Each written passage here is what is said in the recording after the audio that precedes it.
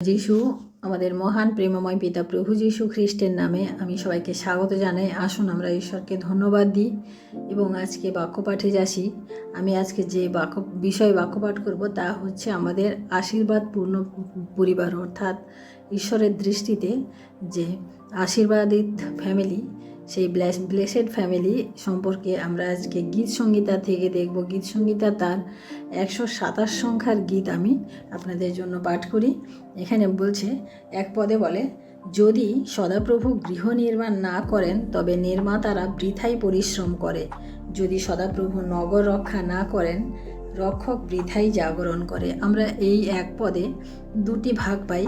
একদিকে দেখলাম যে সদাপ্রভু যদি গৃহ নির্মাণ না করেন তাহলে নির্মাতারা বৃথাই পরিশ্রম করে। দ্বিতীয়ত দেখলাম যে যদি সদাপ্রভু নগর রক্ষা না করেন তাহলে রক্ষক বৃথাই জাগরণ করে। অর্থাৎ আমাদের গৃহ যখন আমরা একটা ঘর বানাই তখন সেই ঘর আমাদের কি হয় যে ঈশ্বর অনুমোদন ছাড়া আমাদের কোনো ঘর তৈরি হয় না। আমরা আদি পুস্তকে যদি 2:15 দেখি, সেখানে আমরা দেখি যে ঈশ্বর প্রথম পরিবার বানিয়েছিলেন। আদম এবং হাওয়াকে দিয়ে ঈশ্বর প্রথম পরিবার সৃষ্টি করেছিলেন এবং আমরা দেখি সেই পরিবার তারা পরবর্তীকালে যে কীভাবে সেই পরিবার নষ্ট হয়ে গেছিল ঈশ্বরের অবাধ্যতার ফলে।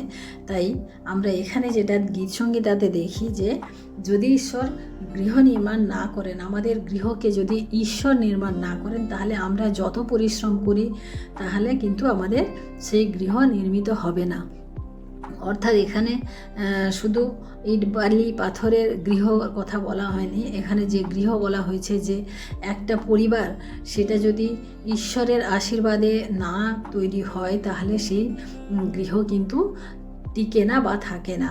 অর্থাৎ আমরা দেখি যে ঈশ্বর মানব জাতিকে অর্থাৎ আদম এবং হাওয়াকে যখন এই জগতে আনলেন, সৃষ্টি করলেন, তখন কি তিনি তার নিজের প্রতিমূর্তিতে করেছেন এবং এটা তিনি করেছেন যে মানুষের একা থাকা ভালো নয়, তাই তিনি হাওয়াকে তিনি সৃষ্টি করলেন এবং তাদেরকে একটা এদেন উদ্যানে তাদেরকে রাখলেন, বললেন যে এখানে তোমরা থাকো এবং এখানকার সমস্ত দেখভাল তোমরা করো এবং এখানে তোমরা আনন্দে থাকো। অর্থাৎ আদম হাওয়া আমরা প্রথমের দিকে দেখি যে আদম হাওয়া ওখানে সুন্দরভাবে ছিল এবং সব কিছু সুন্দরভাবে চলছিল, কিন্তু শয়তানের প্রলোভন সাপরূপী শয়তানের যে প্রলোভন সেটা তাদের সেই পরিবারকে, সেই সুন্দর জীবনকে নষ্ট করে দিয়েছিল। তাই আমরা দেখি যে ঈশ্বর যদি এখানে গৃহ নির্মাণ না করেন, আমরা পরিবার যদি দেখি যে আজকে প্রত্যেকটা পরিবারে অশান্তি, প্রত্যেকটা পরিবারে ঝামেলা, প্রত্যেকটা পরিবারে কলহ, সমস্ত কিছু লেগে আছে। কারণ আমাদের গৃহ আমরা ঈশ্বর কর্তৃক নির্মিত করিনি, আমরা আমাদের নিজের বুদ্ধিতে নিজের ইচ্ছাতে আমরা সেই গৃহকে পরিচালনা করি। আমরা সমস্ত কিছু করি, আমাদের বাড়ি গাড়ি, আমাদের সমস্ত আসবাবপত্র, আমরা সব কিছু আমাদের পছন্দ মতো করি, কিন্তু আমরা ঈশ্বরকে আমাদের প্রাধান্য দিই না। আমরা যদি আমাদের ঈশ্বরকে আমরা প্রাধান্য দিই, আমাদের সমস্ত কিছুর আগে যদি আমরা ঈশ্বরকে রাখি এবং স্মরণ করি, তাহলে ঈশ্বর আমাদের সেই গৃহের মধ্যে আশীর্বাদ করেন। কারণ ঈশ্বর আমাদিগকে যে পাঠিয়েছেন এই জগতে, তিনি কিন্তু আমাদের ভালোর জন্য পরিকল্পনা করে পাঠিয়েছেন। সেই পরিকল্পনা তিনি যাতে আমরা যেন সেই পরিকল্পনাকে আমরা যেন সাকসেস করতে পারি, সেই সফল করতে পারি, তার জন্য তিনি আমাদিগকে পরিবার দিয়েছেন এবং সেই পরিবারে শুধু স্বামী স্ত্রী নয়, সন্তান সন্ততি সবাই রয়েছে। তাই আমাদের যে গৃহ, সেই গৃহকে আমরা যেন ঈশ্বরের দৃষ্টিতে নির্মিত করি এবং আমরা আমাদের সন্তান সন্ততিকে যেন ঈশ্বরের দৃষ্টিতে তাদেরকেও আমরা বৃদ্ধি করি না। তারপরে আমরা দ্বিতীয়ত দেখি যে যদি সদাপ্রভু নগর রক্ষা না করেন রক্ষক বৃথাই জাগরণ করে। অর্থাৎ ঈশ্বর যদি রক্ষা না করেন তাহলে সেই গৃহ বা সেই নগর কখনোই থাকবে না, তা ধ্বংস হবে। তাই আজকের জগতে, আজকের দিনে আমরা যে দেখি যে এক একটা পরিবারে নানানভাবে নানা নানান রকম অশান্তি, সেই অশান্তির মূল কারণ হচ্ছে আমরা ঈশ্বরকে না নিয়ে আমাদের বুদ্ধি লাগাচ্ছি, আমাদের কাজকর্ম আমরা ঈশ্বরকে ছাড়াই করছি। তার জন্য আমরা যতই রাত জেগে কাজ করি না কেন, যতই ভোরে উঠে আমরা কাজ করি না কেন, কিন্তু আমাদের সেই সংসার, সেই গৃহ আমাদের রক্ষা হচ্ছে না। দ্বিতীয়ত আমরা দ্বিতীয় পদে দেখি, বৃথাই তোমরা প্রত্যুষে উঠো, বিলম্বে শয়ন করো এবং পরিশ্রমের খাদ্য ভক্ষণ করো। তিনি আপন প্রিয় পাত্রকে নিদ্রা যোগে এই রূপ দেন। অর্থাৎ আমরা এখানে দেখি যে আমরা বৃথাই পরিশ্রম করি না, আমাদের পরিশ্রম অনেক বেশি পরিশ্রম করি। অনেক সময় আমরা এটা দেখি যে এত পরিশ্রম করছি, এত ইনকাম করছি, এত কিছু করছি, তাও আমাদের ঋণের বোঝা যাচ্ছে না, তাও আমাদের শান্তি আসছে না। তার কারণ একটাই প্রিয় ভাই বোনেরা, যে আমরা বৃথাই করি সমস্ত কিছু। ঈশ্বরকে ব্যতি রেখে, ঈশ্বরকে বাদ দিয়ে আমরা যা কিছু করি তাতে আমাদের আশীর্বাদ নেই।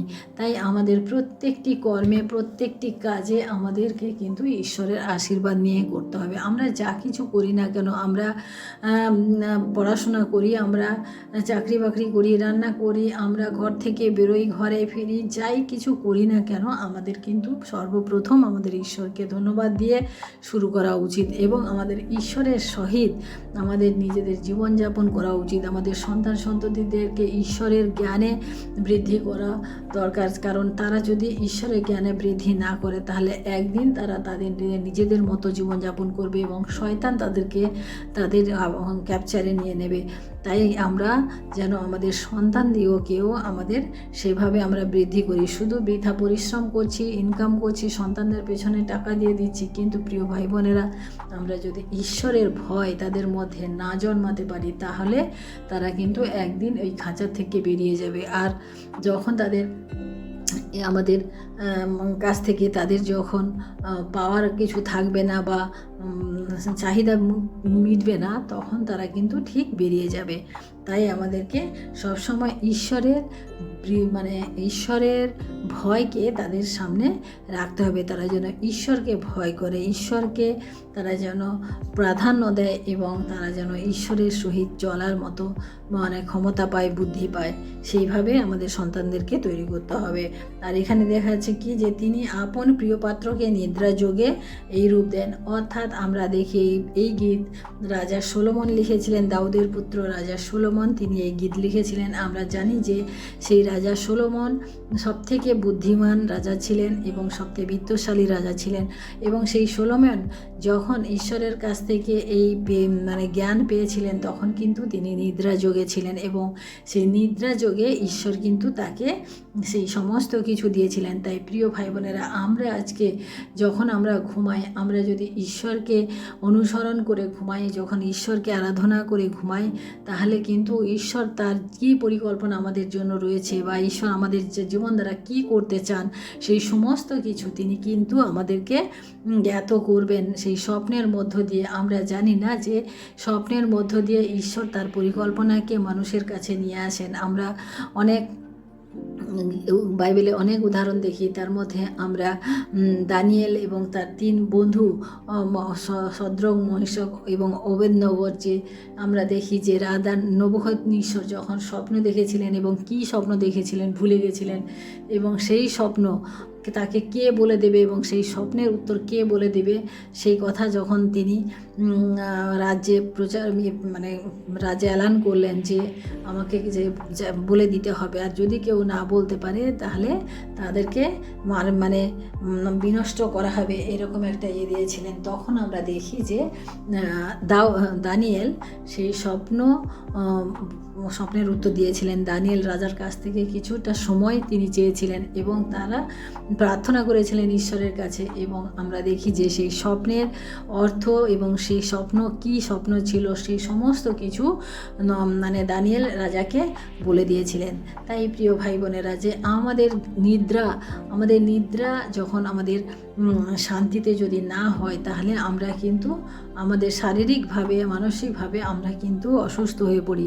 তাই আমরা যখন নিদ্রা যাব, আমরা যখন শয়ন করতে যাব, তখন আমরা যেন ঈশ্বরকে আমাদের অনুসরণ করি, ঈশ্বরের কাছে প্রার্থনা করি এবং ঈশ্বরের সাথে আমরা যেন নিদ্রা যেতে পারি। অনেক সময় আমরা এখন দেখি যে মোবাইল হয়েছে, অনেকে মোবাইল দেখতে দেখতে ঘুমিয়ে যান, অনেকে মোবাইলে রিল তুলতে তুলতে হয়তো মোবাইল চলছে, তিনি ঘুমিয়ে গেছেন, এইরকম হয়। তখন কি হয় যে আমাদের অনেক জাগতিক বিষয় আমরা মাথায় নিয়ে নিই এবং আমাদের সেই জাগতিক বিষয় সকল আমরা আমাদের নিদ্রার মধ্যে আমরা নিয়ে নিই। তাতে কি হয়, আমাদের নিদ্রার ডিস্টার্ব হয়, আমরা সঠিক সুন্দরভাবে ঘুমোতে পারি না।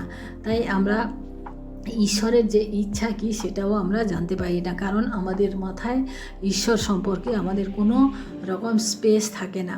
তাই প্রিয় ভাই বোনেরা, আমরা যখন নিদ্রে যাব, আমরা যেন শুধু আমরা নয়, সন্তানদেরকেও আমাদের সেইভাবে বোঝাতে হবে, সন্তানদেরকেও সেইভাবে আমাদেরকে পরিচালনা করতে হবে, তারাও যেন ঈশ্বরকে অনুসরণ করে এবং ঈশ্বরকে তারা সম্মান দেয়। তারপরে 3 পদে দেখি যে, দেখো সন্তানেরা সদাপ্রভু দত্ত অধিকার, গর্ভের ফল কে তাহার দত্ত পুরস্কার। অর্থাৎ ঈশ্বর সেই সন্তান, একটা পরিবারে স্বামী স্ত্রী এবং সন্তান, এটি হচ্ছে কিন্তু অধিকার, এটা হচ্ছে ঈশ্বরের অধিকার এবং ঈশ্বরের দান। ঈশ্বর আমাদেরকে দিয়েছেন, কেবলমাত্র আমরা যেন তাদেরকে দেখভাল করে রাখি। কিন্তু ঈশ্বর তাদের উপরে রয়েছেন, কর্তৃত্ব কার রয়েছে? ঈশ্বরের। কারণ ঈশ্বর যদি ইচ্ছা না করতেন তাহলে আমাদেরকে সন্তান দিতেন না। ঈশ্বর ইচ্ছা করেছেন বলে আমরা আজকে সন্তান পেয়েছি। সেই সন্তানকে আমরা যেন ঈশ্বরের ভয়ে রাখতে পারি, কারণ এটা হচ্ছে ঈশ্বর আমাদেরকে পুরস্কার করেছেন, ঈশ্বরের দেওয়া পুরস্কার, সেটাকে আমরা যেন অবহেলায় না হারাই।